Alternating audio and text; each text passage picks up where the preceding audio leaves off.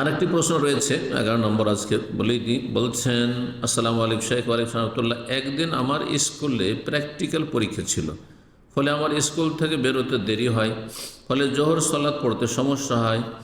আমার উজু ছিল না, কিন্তু উজু করতে গেলে ওয়াক্ত চলে যাওয়ার আশঙ্কা ছিল, তাই আমি বিনা উজুতে জোহরের সালাত পড়ি না। বিনা উজুতে কোনো সালাত হবে না, ওয়াক্ত চলে যাক।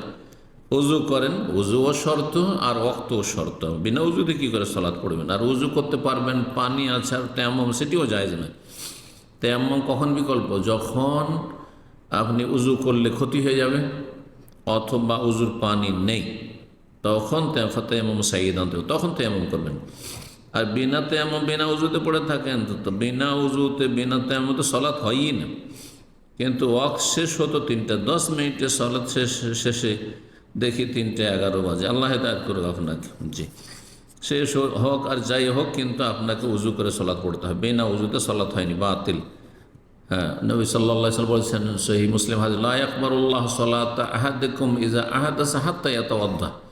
আল্লাহ রাব্বুল আলামিন তোমাদের কারো সালাত কবুল করে, নামাজ কবুল করবেন না যদি উজু নষ্ট হয়ে যায়, যতক্ষণ পর্যন্ত হাত্তা ইয়াতাওয়াদ্দা, উজু না করে নেবে। বিনা উজুতে সালাত বাতিল। পুনরায় পড়েন। আর বিনা উজুতে পড়েছে আমি গুনাহগার, তওবা ইস্তেগফার করেন। আর ওই সালাতটা অনেক দ্রুত পড়েছিলাম, এই অনেক দ্রুত পড়াও বাতিল। জি,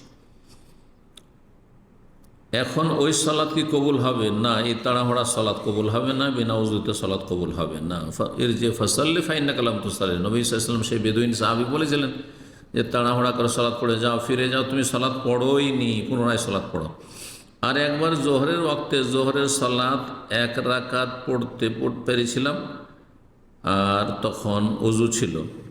এখন ওই সালাত কি কবুল হবে? আল্লাহ হেদায়েত করুক। কি বলছেন? আর একবার জোহরের ওয়াক্তে জোহরের সালাত 1 রাকাত পড়তে পেরেছিলাম, তখন উজু ছিল। এখন ওই সালাত কি হবে? 1 রাকাত পড়তে পেরেছেন আর বাকি বিনা উজুতে? আল্লাহ হেদায়েত করুক। এত দিন সম্পর্কে জেহালাত থাকলে কেমন করা হবে? দিনের জ্ঞান অর্জন করা ফরজ, আগে এলমের ফরজ আদায় করেন, তারপরে আমল করবেন, না হলে এই সমস্ত আমল বাতিল হয়ে যাবে। আল্লাহ রাব্বুল আলামিন সবাইকে উপকারী জ্ঞান দান করেন, নেক আমলের তৌফিক